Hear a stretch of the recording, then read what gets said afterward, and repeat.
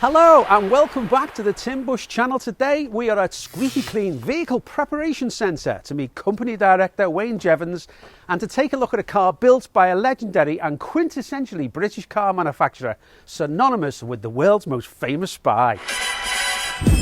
You've probably already guessed the brand. It is of course the beautiful Aston Martin DB9.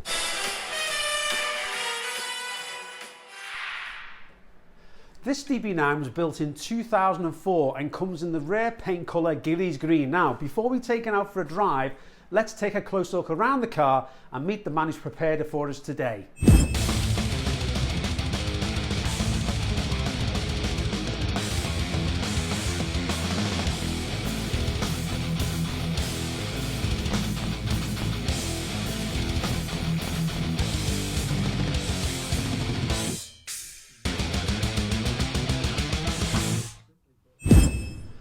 Replacing the pretty DB7 was always going to be hard. The DB9 was designed by Ian Callum and Hendrik Fisker.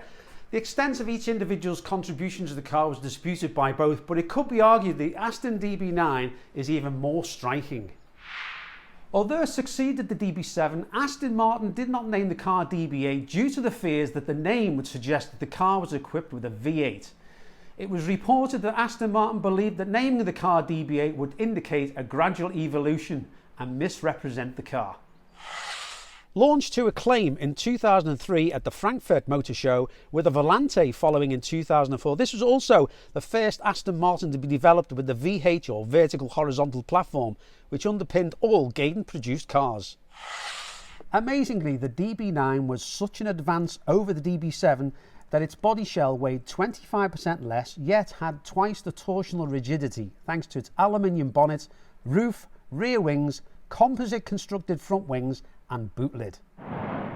Okay, I guess it's time to see what's under the bonnet. The DB9 comes equipped with a 6-litre V12 engine producing 450 horsepower with a 0-60 time of just 4.9 seconds. Well, now it's time to meet the guy who's prepared the car for us today. It is Wayne. Lovely to meet you, Wayne. And you, Tim. Hello. Lovely to meet you, sir. What an absolutely beautiful car. Now, I believe you've looked after this car for nearly 10 years, haven't you? Yeah, and maybe more. Looked after all the customers' cars for 10 years, yeah. And your specialist job is to make sure that they're prepared to the absolute best they can. And I could see that the paintwork on the car, it's absolutely immaculate, isn't it? Yeah. What did you put, like some sort of coating on this as well? Yeah, it's had a single stage correction and then it's had a 4D ceramic coating on it at the top, yeah. Yeah, you can tell you've really looked after the car. It's beautiful. And obviously, I can't wait now, obviously, to take it for a drive. Okay. So, should we go for a spin? Let's go. Come on, let's go for it.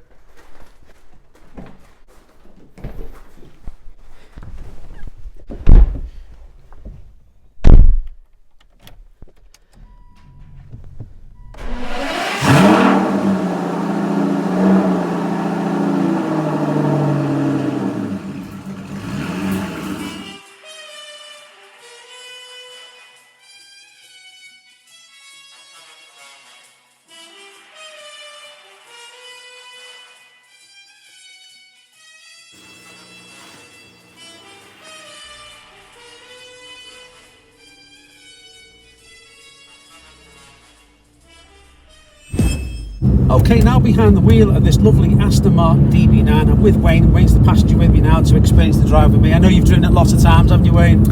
Driven it a couple of times, mate, yeah. I mean, the first thing that hits you is that lovely exhaust note from that V12. It's gorgeous, isn't it? You know, you'd never get fed up with that noise, would you? So, now, we're on quite a bumpy road at the moment, and you feel it through the chassis.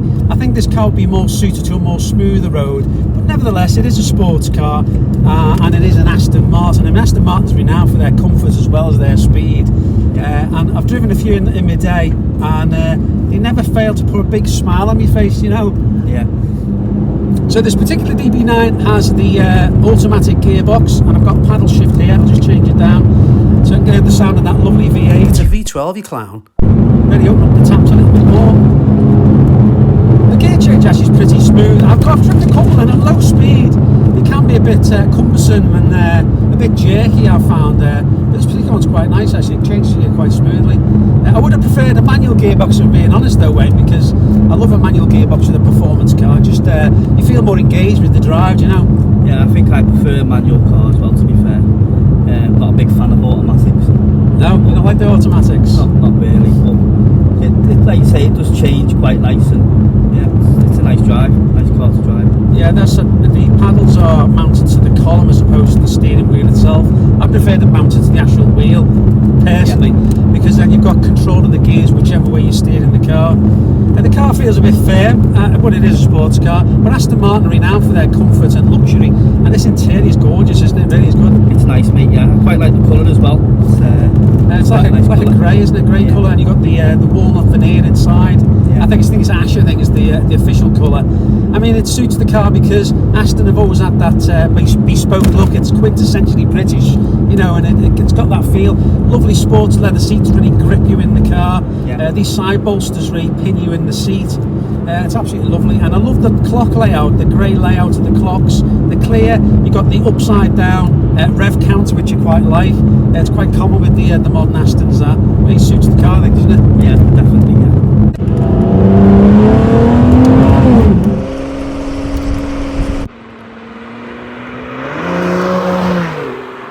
Definitely tell it's a grand tourer. You can certainly do some long journeys in the car and feel quite comfortable getting out to the other end. But the other advantage of this particular car is, because it's a sports car, is if you get on a country lane or a B road, you can really open the taps up and have a lot of fun with it, couldn't you? Yeah, definitely, yeah. We're coming to a roundabout now, so let's just try the steering, see what the steering's like. I always like to test it on these cars, just as we go around this roundabout. Don't panic, I'm not going to get it sideways. I'd like to, but I don't want to. It's not my car. Just a bit of a twitch on the exit there.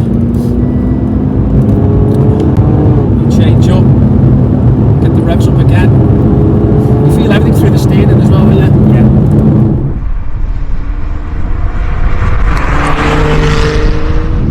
Well, let's just drop it down a few gears on the paddle shift. We're down to third. We're now in third. We're going to floor it, give it a bit of a boost. Get the revs up. And you get that lovely little rasp when it changes gears. It sounds amazing, doesn't it? Yeah, that's nice. When you change down again, it revs up for you to select the speed for the gear. You're back on the throttle. And it just wants to go, doesn't it? Yeah. Oh. Do you know what I feel like right now, Wayne? I feel like Mr. Bond, Mr. James Bond. Yeah. I got the petite blonde. Well, not quite, mate, but you'll do for now anyway. Have you got an ejector seat in this car? Don't know, press one of them buttons, we'll find out. Right, well, we've just had to stop for fuel because we were getting really low, weren't we there, Wayne? So I think we needed to stop for fuel. So we'll get back on the road now and carry on with the test.